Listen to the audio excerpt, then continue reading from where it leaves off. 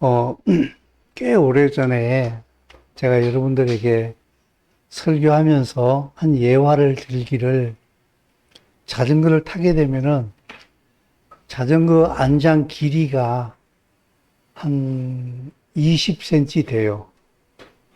길면은 23cm. 그리고 폭은 14cm, 넓은 폭이 정도 되는데, 그냥 이렇게 시장 갈 때, 마실 갈 때, 아줌마가 자전거 타면서 이렇게 마트 갈 때, 그때는 안장이 넓으니 좁으니 이런 생각이 없어요. 그냥 안장은 안장일 뿐이야. 근데 자전거를 타고 각종 퍼포먼스를 하기 시작하면은 그 길이 20cm, 폭 14cm 되는 그 안장이 얼마나 넓은가를 비로소 알게 돼요.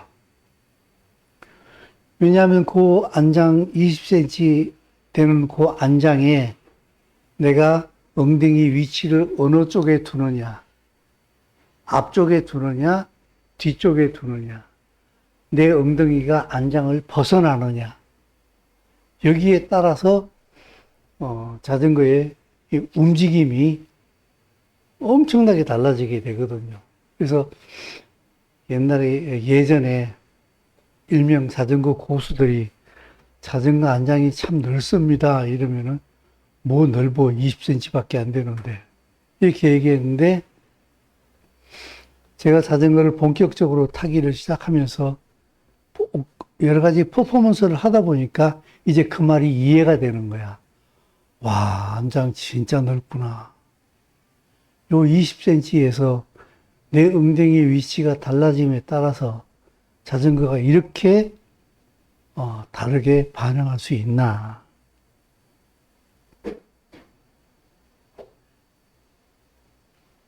그런 걸 이렇게 많이 깨닫고 있는데, 이제 얼마 전서부터는 또 이렇게 코치가 자꾸 이렇게 얘기하는 거예요. 뒷바퀴 누르세요. 뒷바퀴 눌러요. 그러는 거예요. 뒷바퀴 왜 눌러? 힘들어 죽겠네. 그냥 가는 것도 힘든데. 이제 그건 무슨 말인가 하게 되면은, MTB를 타다 보면 자전거가 이렇게 휙 벽을 돌아갈 때가 있어요. 흙으로 이렇게 벽을 만들어 놨는데, 높이가 한 1m 되는데, 이렇게 벽이 한 45cm 이렇게 기울어 있어요. 이렇게 둥그런 벽이 이렇게 세워져 있는 거예요. 그걸 휙 돌아가는 거예요. 이렇게. 그러니까 천천히는 못 가요.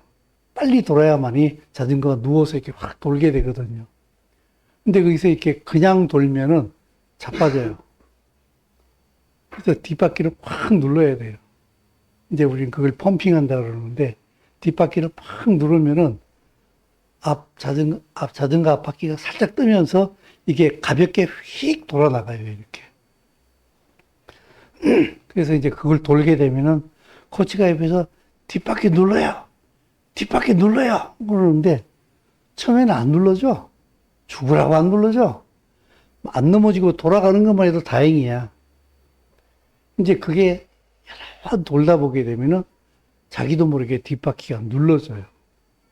그렇게 되면은 우리는 이제 그걸 커티라 그러는데, 이렇게 자전거 원을 다 커팅한다는 거예요. 커팅을 시키면서 자전거가 이렇게 둥그렇게 돌아 나간다기보다는 픽픽 이렇게 거의 직선으로 돌듯이 이렇게 해서 팍 돌아 나가요. 그럼 굉장히 속도가 빨리 이제 그걸 돌아 나오게 되거든요. 전 지금 무슨 얘기를 하고 싶은가 하게 되면은, 제가 자전거를 타는데 굉장히 어려운 자전거를 타고 있습니다. 어렵게 자전거를 타고 있습니다 하는 그 얘기를 하려고 하는 것이 아니라, 제가 그걸 해보니까 코치가 하는 말이 처음에는 이게 무슨 말인지 도무지 이해가 안 되는데, 그걸 계속해서 하다 보니까 아, 이게 이런 말이구나 라고 이해가 되더라는 얘기예요. 그리고 굳이 그걸 실력으로 표현한다면은, 실력이 올라가면 올라갈수록 아, 이게 이런 거구나. 아, 이게 이래서 이렇게 해야 되는 거구나 하는 게 더 이해가 되고 또 동의가 되고 이렇게 되더란 말이죠. 한 2주 전인가 3주 전인가 저희가 매주 목요일마다 이제 저기 은평구에 있는 그 마오즈 기도회에 매주 목요일 날 참석을 한단 말이죠. 근데 그날 이제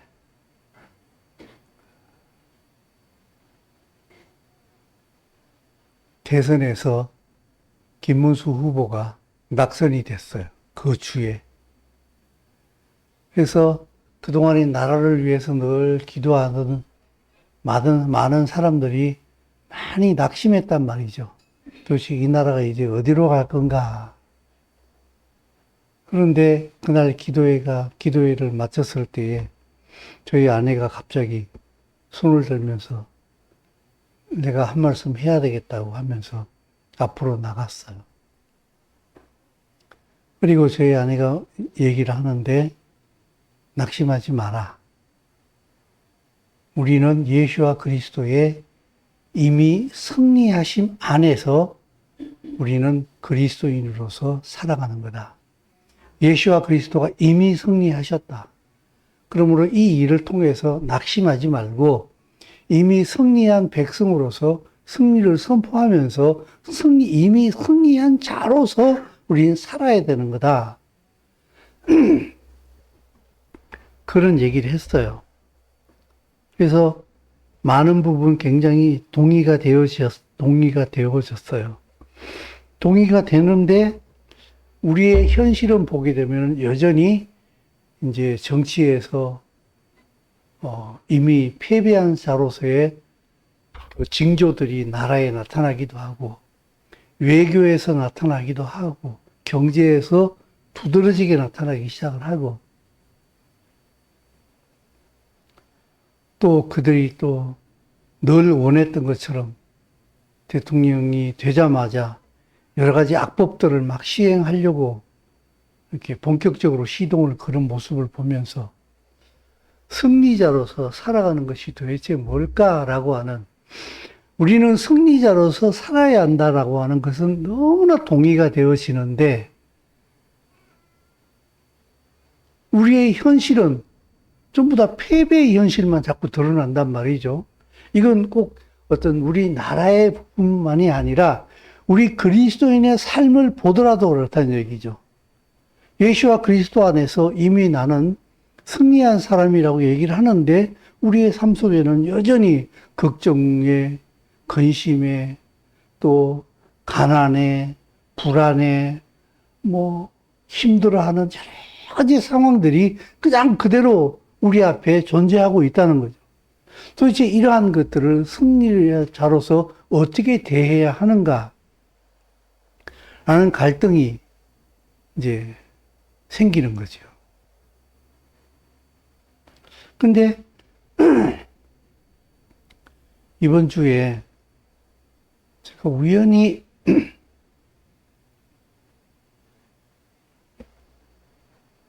무슨 영상을 보다가 앤드류 워맥이라고 하는 그 미국 목사님의 그 얘기가 나왔어요. 내가 앤드류 워맥?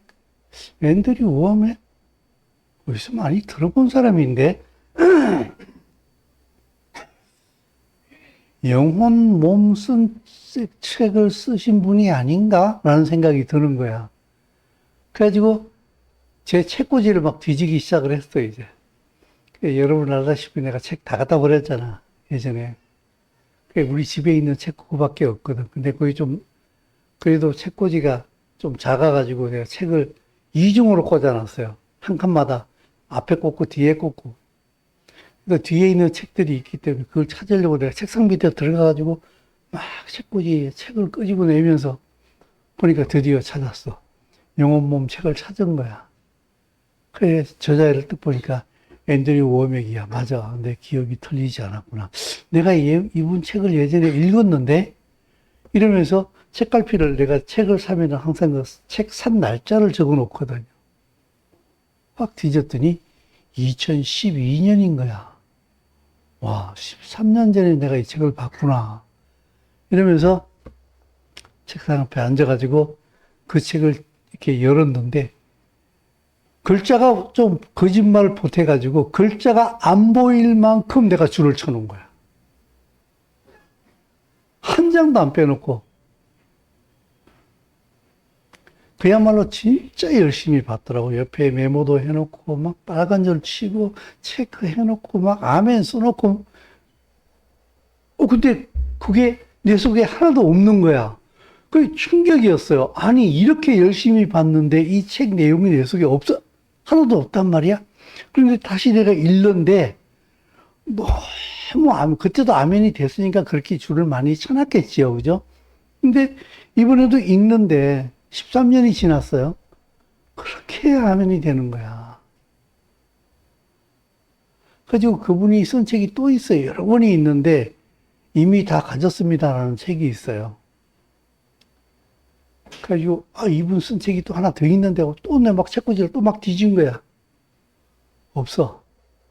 그래가지고 쿠팡 가니까 있더라고. 그래서 바로 주문을 했어. 너무 열심히 주문하다 보니까 영혼몸 책이 있는데 영혼몸도 또 주문했더라고, 내가. 뭐 노력 없이 오는 변화 막 이런 책을 갑자기 앤드류 오맥 책을 내가 3권인가 4권인가 한꺼번에 막 샀어요. 그래가지고 열심히 읽고 있는데 13년 전에 내가 그렇게 열심히 줄을 쳤는데 그때도 분명히 아멘, 아멘 하면서 그렇게 줄을 쳤을 것인데 그때 느낌이 없으니까 모르겠어요. 모르겠는데 지금 제가 이걸 보면서 너무 아멘이 되는 거야.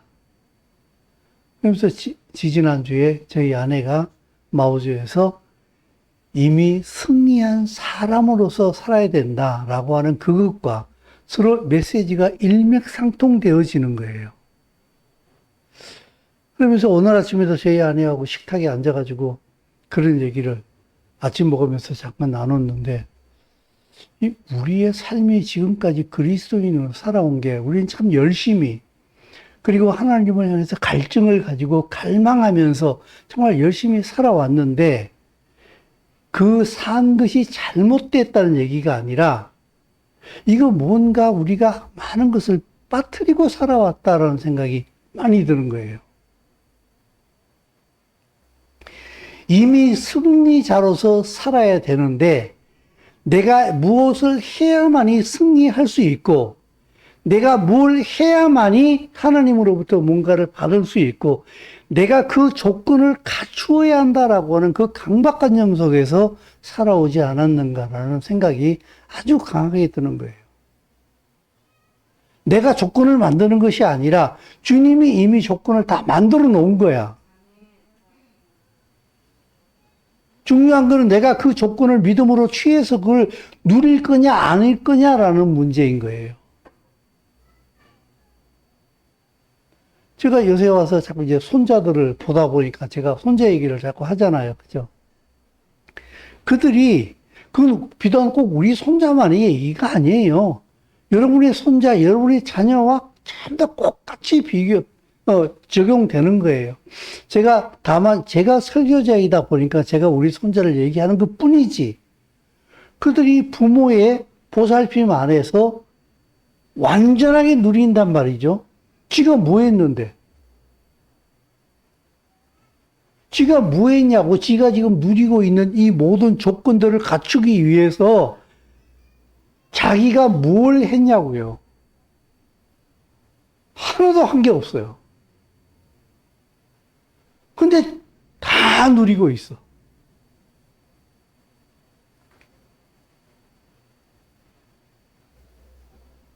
여러분, 제가 하려고 하는 얘기가 뭔지 아시겠습니까?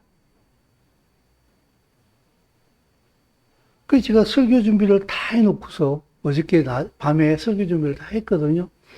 해놓고서, 오늘 아침에 아내와 같이 그 얘기를 이렇게 나누면서 제가 내 방에 들어가가지고 설교 준비를 다시 했어. 처음부터 끝까지 다시 한 게 아니라 여기서 뭔가를 이렇게 제가 막 바꿨어요. 이제. 아, 이건 이렇게 얘기하면 안 되는 거야, 이거는. 하나님께서 천지를 창조하셨어요.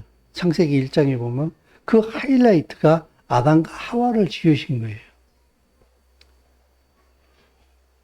그 아담과 하와가 6일째 창조받아서 눈을 뜨고 제7일을 맞이했어요. 안식일을 맞이했다고. 하나님께서 만들어 놓으신 완벽한 세상이 거기에 딱 존재하는 거예요. 그죠?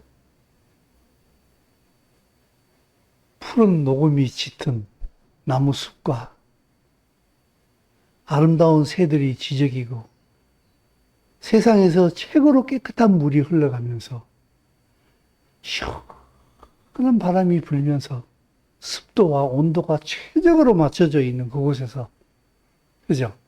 아무런 부끄러움도 없이, 죄가 없기 때문에 부끄러움도 존재하지 않아요. 하나님의 음성을 들으면서 완전한 첫날을 맞이하게 됐다고. 이게 우리가 예수와 그리스도 안에서 살아가야 되는 우리의 삶의 모습이에요. 이거예요. 우리는 지금 이 시간 그렇게 살아야 돼요. 근데 왜 그렇게 못 사느냐? 안 믿어요. 이걸. 믿지 않아요. 이미 우리는 눈으로 보고 귀로 들리고 손으로 만지고 하는 내 이 오감으로서 느껴지는 것만 진실이라고 생각하는, 그것이 진실이 아니란 얘기가 아니라 그것이 느껴지지 않고 보여지지 않고 만져지지 않으면은 실제라고 여기지 않는 묘한 불신앙에 이미 쩌들어 있는 거예요. 그 아담과 하와에게 하나님께서 복을 주셨거든요. 그 복을 주시면서 하나님께서 친히 말씀하시기를, 창세기 1장 27, 8절 말씀이 읽습니다. 시작. 하나님이 자기 형상 곧 하나님의 형상대로 사람을 창조하시고 하나님이 그들에게 복을 주시며 하나님이 그들에게 생육하고 번성하며 땅에 충만하고 땅을 정복하라. 바다의 물고기와 하늘의 새와 하나님께서 아담과 하와 남자와 여자를 창조하시고 그들에게 첫 번째 주신 것이 복이에요. 아담과 하와에게 첫 번째 주신 게 복이에요. 그 하나님의 복이 무엇인가 하게 되면은 생육, 번성, 땅의 충만, 땅을 정복하는 거예요. 근데 제가 이 말씀을 쭉 보다 보니까 이 하나님의 복은요, 하나님 자신이에요. 하나님께서 자신을 주신 거예요. 다시 하나님께서 자신을 주셨다는 얘기는 아담과 하와가 하나님과 연합이 된다는 거예요. 그러면은 하나님께 연합되어진 사람은 하나님의 속성이 드러나요. 그대로. 이렇게 해 저렇게 해가 아니라 그냥 속성이 드러나요. 그냥.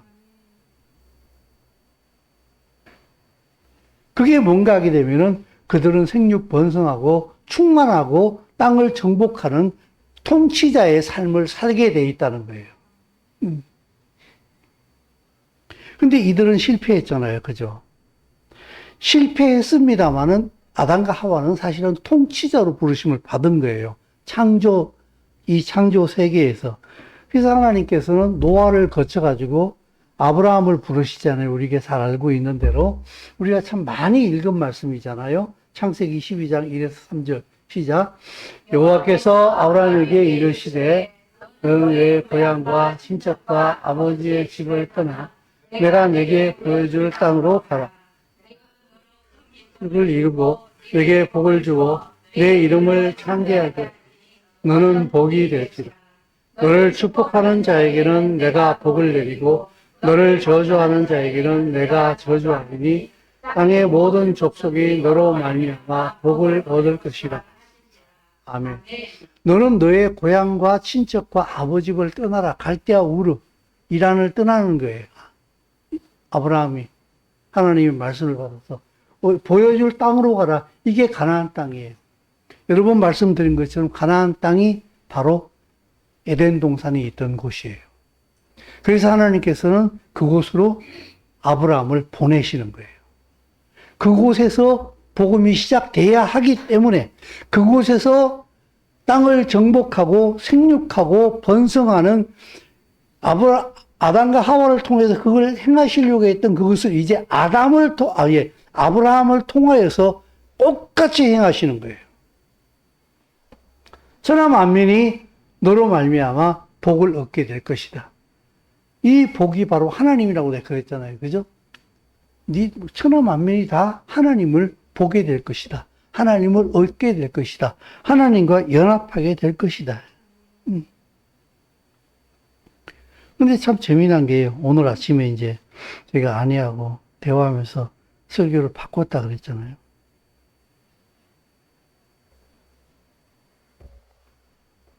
너는 복이 될지라.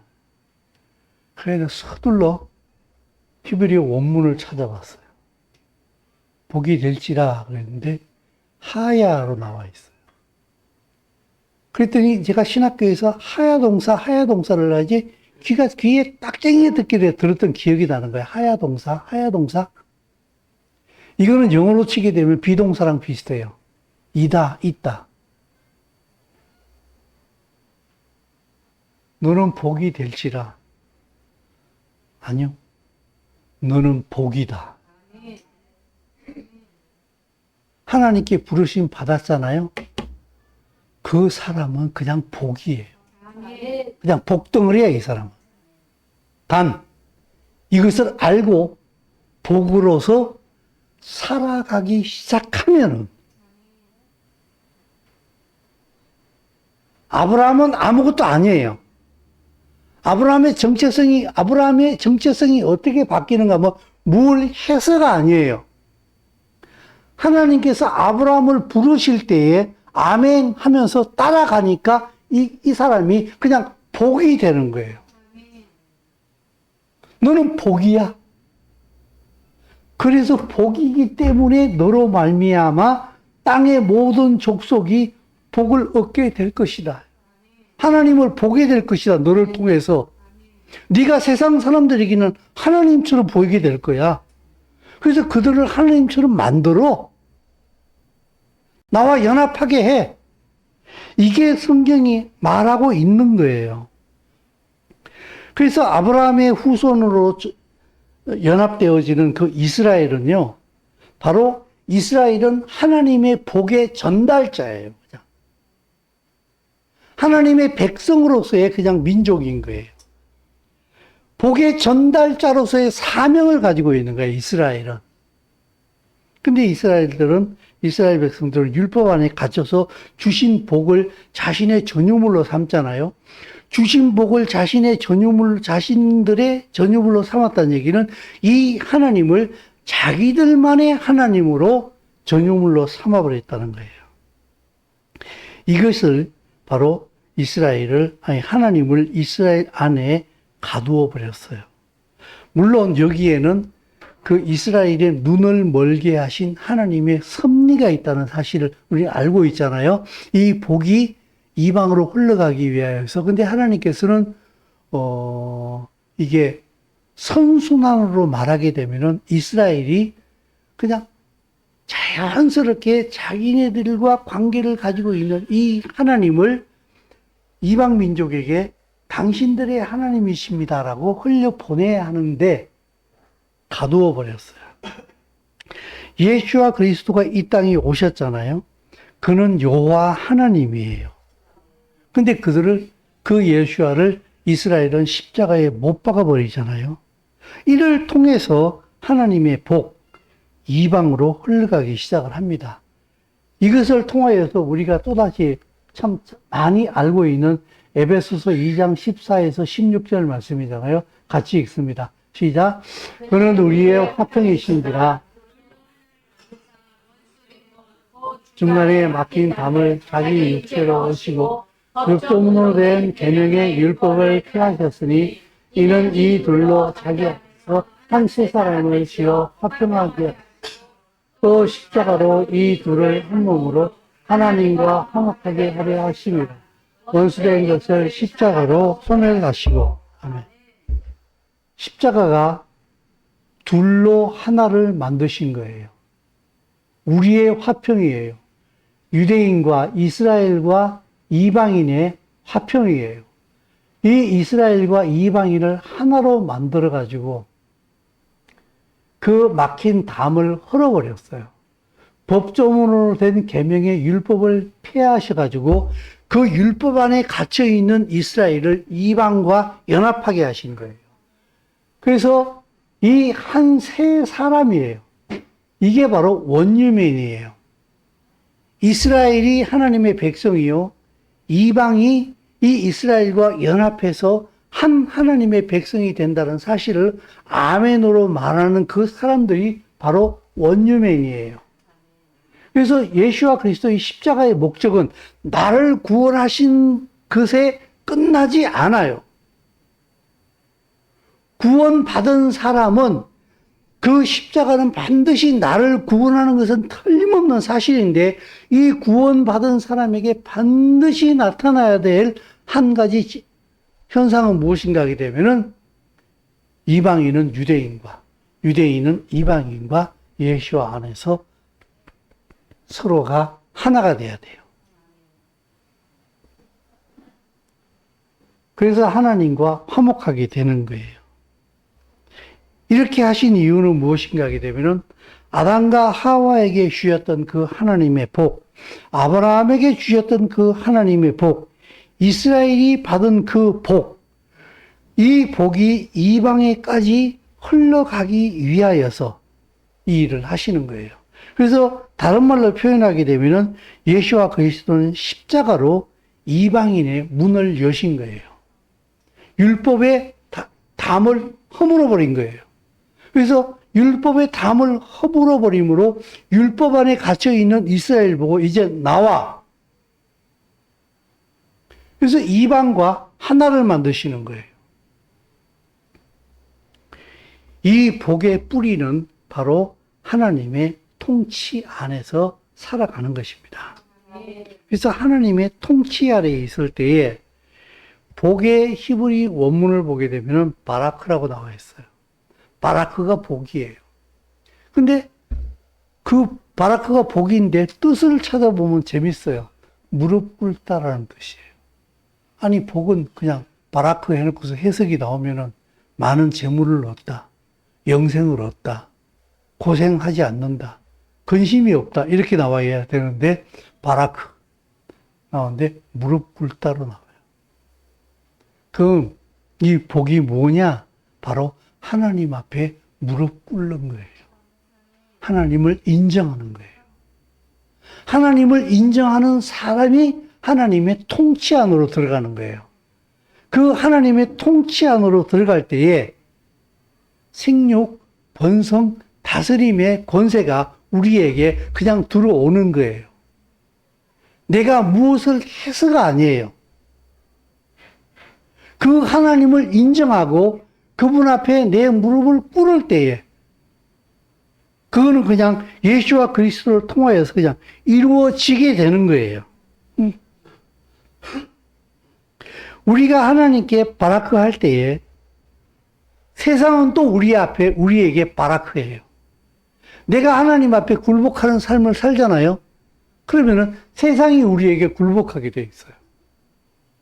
그래서 다스리는 자로 살게 되는 거예요. 여러분, 예수와 그리스도의 십자가, 제가 가끔씩 이 말씀을 드렸어요. 하나님의 아들이 죽었어요. 하나님 자신이 죽으셨다고. 그리고 하나님의 아들이 다시 살아나셨다고. 하나님 자신이 다시 살아나셨다고. 이거는 천지 창조보다 더 큰 일이에요. 왜? 우리를 하나님과 같이 살게 하기 위하여서. 우리를 하나님과 같은 삶을 살게 하도록 위하여서. 근데 내가 하나님의 아들이 나를 위해서 죽으시고 나를 위해서 부활하신다 사실을 나는 믿어요. 근데 내 꼬라지는 이래요. 이건 있을 수 없는 일이라는 걸 제가 지금 말씀드리는 거예요. 이건 있을 수가 없어요.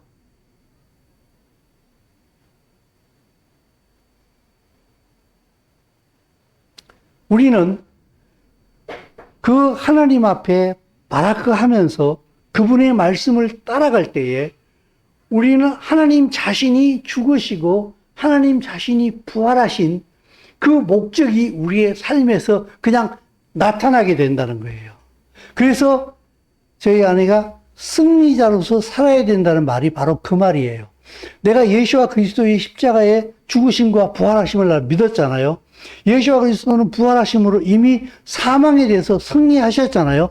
사망에 대해서 승리하셨다는 얘기는 이 세상의 모든 죄로부터 승리했다는 얘기고, 이 세상의 모든 죄로부터 승리했다는 얘기는 모든 죄로부터 나오는 모든 결과인 근심, 걱정, 불안, 가난, 무지, 질병으로부터도 이미 승리했다는 얘기예요. 그럼 우리는 어떻게 살아야 되겠어요?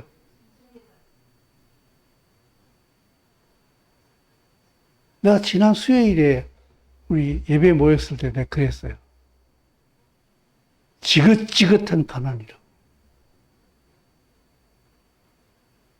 기억나시죠? 우리 두 분 권사님 거기 계셨으니까. 제가 지긋지긋한, 가난이 지긋지긋하다고 그랬어요. 집에 가서 회개했어요. 주님, 말 잘못했어요. 말 잘못했어요.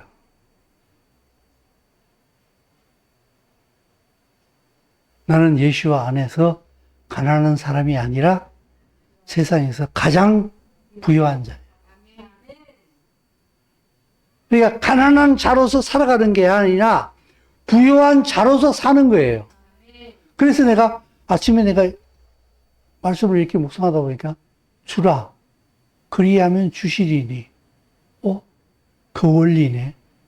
가난하면 줄 게 있어요, 없어요? 돈이 부족하면 줄 게 있어요, 없어요? 그래서 우리는 가난하면 어떻게 돼요? 못 주고 자꾸 있는 것도 자꾸 움켜잡지요, 그죠? 움켜잡는데, 그럼 승리자로서 살면 어떻게 해야 되는 거예요? 주는 거예요. 주는 거예요. 그냥 승리자로서 사는 거예요, 그냥. 이렇게. 그럼 내가 죽으면은 주머니에 돈이 있어요, 없어요? 또 대답 못해. 있어요, 없어요? 있는 거 지금 줬잖아. 줬으면 여기 있어요, 없어요? 없어요. 근데 승리자로 살면 어떻게 해야 돼요? 걱정 안 하는 거예요. 그것을, 그 믿음을 통하여서 하나님의 부가 이동하고 하나님께서 우리의 삶 가운데 개입하시고 하나님이 내 삶을 붙들고 있는 것이 나타난다는 거예요. 그래서 성경에서 말하기를 주라 그럴 때에 부자들은 주라. 가난한 사람은 안 줘도 된다. 너희들은 먹고 살기 힘드니까 꽁꽁 싸매고 있으라. 이렇게 얘기하지 않았잖아요. 모든 사람에게 뭐라고 그랬어요? 주라 그랬잖아요. 그래서 하나님의 나라는 가난이 없어지는 거예요. 다 부유한 자가 되는 것이에요. 그죠? 아, 이게 하나님의 법칙이었구나. 내가 그렇게 살 거냐 안 살 거냐는 이제 내가 결정하게 달린 거예요. 내가 어떻게 반응할 거냐에 결국 내가 달린 거예요. 그리고 그 결과를 내가 먹는 거예요. 씨 뿌리는, 마태복음에서 나오는 예수께서 말씀하시는 그 씨 뿌리는 게 비유는요, 내가 어떻게 살아가는 내 삶의 자세를 얘기하는 거예요. 말씀은 씨앗이에요. 뿌려지는 거예요. 그죠? 그러면 씨가 죽지 않는 한 반드시 결과가 있어요. 길가밭에 떨어지잖아요. 새들이 와서 주워 먹어버렸잖아요. 흔적도 없어요. 말씀을 듣지만은 전혀 품지 않는 사람이 있어. 말씀은 말씀이고 설교는 설교고 나는 나야. 이해가 안 되면 다 튕겨버려요. 이런 사람의 삶에는 말씀이 전혀 역사하지 않아요. 따로국밥이에요. 근데 돌밭에 떨어지게 되면 어떻게 됩니까? 싹이 나는데 뿌리가 안 내리죠. 그죠? 말씀을 듣긴 듣는데 그 말씀으로 인하여서 삶을 살아내질 않아. 조금만 살아. 조금만 살다가 조금만 힘들면 어떻게 돼요? 아, 안 돼. 나 못해. 아, 못해. 그냥 원래 살던 대로 살 거야. 말씀을 듣긴 들었는데 가시밭에 갇혔어. 햇빛도 없고 성장을 못해. 왜 그러게? 성경 보게 되면은 가시밭이 뭐라 그랬어요? 자기 염려라 그랬어요. 말씀을 맞아. 아멘. 맞긴 맞아. 맞긴 맞는데 내 현실이 그 말씀대로 살기에는 너무 힘겨워. 버거워 나는. 안 돼. 나는 안 돼. 너는 될지 모르겠는데 나는 안 돼. 이러면서 근심 걱정으로 눌려서 거기서 순종으로 나아가지를 못해요. 자기 생각이 너무 많아. 자기 고집이 너무 세. 그냥 이거는 그러면요. 이 가시를 걷어내지 않는 한, 이 돌짝밭은 돌멩이를 걷어내지 않는 한, 그들의 신앙생활은 죽을 때까지 그렇게 가는 거야. 그냥. 이 저주가 아니라 실제를 얘기하는 거예요. 그냥 그렇게 살 수밖에 없어요. 목사님 왜 그렇지요? 왜 그러긴 뭘 왜 그래? 네가 가시밭을 안 걷어내는데 뭐. 왜 그렇지요? 왜? 네가 돌을 안 걷어내는데 뭐. 여러분 가시밭은 영원한 가시밭이 아니고 돌밭은 영원한 돌밭이 아니에요. 가시는 걷어내면 되고 돌밭은 돌을 걷어내면 되는 거예요. 그러면 좋은 밭이 되는 겁니다. 근데 그걸 안 한다는 거예요. 불순종하는 거예요. 계속 자기 생각에 매여가지고 난 짱돌 가진 대로 살 거야. 그냥 난 덮인 대로 살 거야. 그냥 그렇게 사는 거예요. 그러니까는 신앙생활에 진보가 없어요. 늘 걱정, 근심, 불안, 자기 생각에 모여 살고, 아멘은 되는데 안 되고, 아멘은 되는데 성장을 못하고, 그게 걸려있는 거예요. 주님께서는 이렇게 말씀하신 거예요. 내가 이미 승리했다. 너희들의 쓴뿌리 아무것도 아니야. 어떻게 아무것도 아니냐. 내가 믿음으로 예수와의 승리를 믿고 순종으로 그냥 돌파하면서 나가게 될 때에 그것들을 그냥 한순간에 말씀 앞에서 사라질 수밖에 없는 거예요. 여러분 잘 생각해 보세요. 예수와께서 창세기 1장 1절에 빛이 있으라 그랬어요. 말씀하셨어요. 말씀이 임하는 그 순간에 빛은 생겨나게 되고 어두움은 빛을 이길 수가 없어요. 내가 순종함으로 뛰어나가기 시작을 할 때에 가시는 거쳐지는 거예요. 돌은 뽑히는 거예요. 내가 순종함으로 믿음으로 전진하는 그것 자체가 가시를 제거하는 삶이요. 돌을 뽑는 삶이요. 길가바같이 딱딱하게 굳어있는 내 마음밭을 말씀의 꼭대기로 개간해 나가는 거예요. 그러면은 말씀이 뿌리를 내리게 되고 내 삶은 머지않아서 그 말씀의 열매를 거두게 된다는 사실입니다. 사랑하는 성도 여러분, 우리의 대장 예수와 그리스도는 패배자가 아니에요. 패배한 왕이 아니라고. 승리하신 왕이요. 그래서 마태복음에 분명히 말씀하시기를 하늘과 땅의 권세를 내가 다 가졌다 그랬어요. 예수와 그리스도께서 그 승리를 다 가졌다는 얘기는 예수와 그리스도에게 믿음으로 연합되어진 모든 자가 그 권리를, 그 권세를 행할 수 있다는 그 말인 줄로 믿습니다. 아멘. 그러므로 오늘 나의 현재 상황, 내 모습, 이 찌그러진 모습, 50년 동안 운영해온 할머니 라면집에 찌그러진 백철 라면 냄비처럼 행동하지 마시고 믿음으로 나를 돌파해내란 얘기죠. 이미 승리한 자로서의 삶을 살아가라는 얘기예요. 제가 이런 말씀 드렸어요.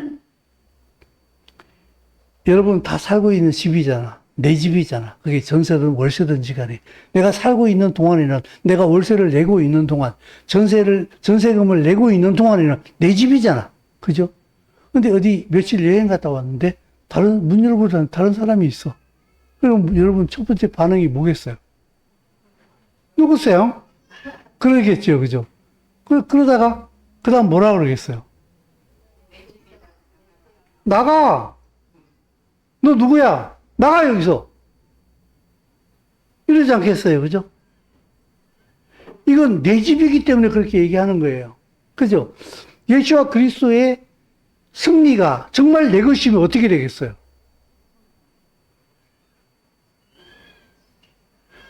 그분이 나의 죄를 용서하셨다고 하게 되면은, 나의 죄로부터 나를 구원하시다고 하게 되면은, 아까 말씀드린 대로 죄의 모든 결과도 나는 수용할 필요가 없는 거예요. 그러면은 내 삶에서 나를 괴롭히고 있는 모든 것들을 향하여서 내가 뭐라고 얘기할 수 있을게요? 나가. 가, 너. 우리의 왕이 너를 이미 쫓아냈어. 나를 구속하신 분이 이미 다 쫓아냈어. 그러니까 너 나한테서 나가. 나하고 상관없어, 이제 너는. 나의 왕이신 예수와 안에서 나는 이제 그 죄의 결과인 가난이나 병이나 슬픔이나 근심이나 걱정이나 이 모든 것들이 나하고 상관없어, 이제. 너 가, 이제. 이렇게 얘기할 수 있다는 거예요. 믿으십니까, 여러분? 이게 삶을 바꿔야 돼요. 이 생각을 바꿔야 돼요.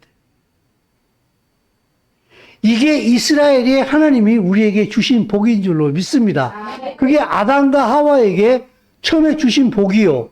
그 복이 아브라함에게 갔고, 아브라함이 그 복을 이스라엘에게 줬고, 이스라엘은 천하 만민으로 하여금 이 창세기 1장에서 아담에게 주었던, 하와에게 주었던 그 복을 이루기 위하여서 존재하는 나라가 이스라엘이요. 그것을 이 땅에 현실화시키기 위하여서 예수와 그리스도가 십자가에 못 박혀 죽으신 줄로 믿습니다. 그리고 부활하신 거예요. 그분이 승리하셨기 때문에 이제 그분이 내 왕이 됐기 때문에 왕이 취한 모든 것은 내가 누릴 수 있는 거예요. 그게 믿음이에요. 그래서 그걸 가지고 내가 믿음으로 살아가야 돼요. 그게 순종이에요. 그게 바로 발악하는 거예요. 그분께 무릎 꿇는 거예요. 당신이 왕이에요. 그럼 당신이 왕이면 나 어떻게 해야 되겠어요? 왕이 시킨 대로 해야 될 거 아니에요. 왕이 만들어 놓은 걸 내가 누려야 될 거 아니에요. 그죠? 그래서 순종과 누림은 같이 가는 거예요. 순종과 누림은 같이 가는 거예요. 근데 순종할 때 보게 되면 좀, 내가 그동안 너무나 내 마음대로 내가 왕이 돼서 살아왔기 때문에 갑자기 왕을 바꿔가지고 그분의 말씀을 따라 살려고 하게 되면 안 해보는 걸 하려고 하면 어떻게 돼요? 위기감을 느끼잖아요. 그죠? 이걸 뚫고 나가는 게 믿음인 거예요. 나는 안 망해. 왜? 사단이 넌 망할 수밖에 없거든. 이렇게 참소할 거예요. 그러면 이렇게 응수하면 돼요. 우리 왕이 부활하셨는데? 우리 왕이 최종 승리를 거뒀는데? 우리의 왕이 부활하셨잖아. 우리 왕이 부활하심으로 너는 이미 모가지가 날아갔잖아, 이미. 너는 힘이 없어. 우리 왕한테 나는 연합된 사람이야. 우리 왕이 승리했기 때문에 나는 승리할 수밖에 없어. 이건 거짓말이야. 물러가. 난 순종할 거야. 난 믿음의 길을 갈 거야. 이러면 사단이 세상 말로 깨갱 하는 거예요. 그러면은 모자라서 내 삶 속에 그 승리의 열매들이 나타나게 되는 줄로 믿습니다. 아멘. 이스라엘의 하나님. 왜 이스라엘의 하나님이냐? 우리에게 복 주시기 위하여서 이스라엘의 하나님으로 나타나셨고, 그 이스라엘에게 주신 그 복이 우리에게 넘어오게 하기 위하여서 그분은 이스라엘의 하나님으로 자기를 계시하신 줄로 믿습니다. 그 이스라엘의 하나님이 나타나신 게 바로 예수와요. 그 예수와를 믿는다는 얘기는 우리가 바로 이스라엘 하나님과 연합되어졌다는 것이요. 연합되어졌다는 얘기는 이스라엘의 하나님이 이루신 그 복을 우리는 살아갈 수 있다는 얘기요. 그 살아갈 수 있는 그 길이 바로 믿음과 순종이라는 얘기입니다. 우리에게 승리를 주신 그분을 믿음으로 따라가면서 사단의 참소에 오랫동안 속아왔던 내 느낌과 내 생각에 속지 마시고 말씀을 따라감으로 예수께서 이미 부활하심으로 만들어 놓으신, 완성시켜 놓으신 그 삶의 승리를 누릴 수 있는 우리 제 백성들이 될 수 있기를 예수의 이름으로 축원드립니다. 아멘. 기도하겠습니다.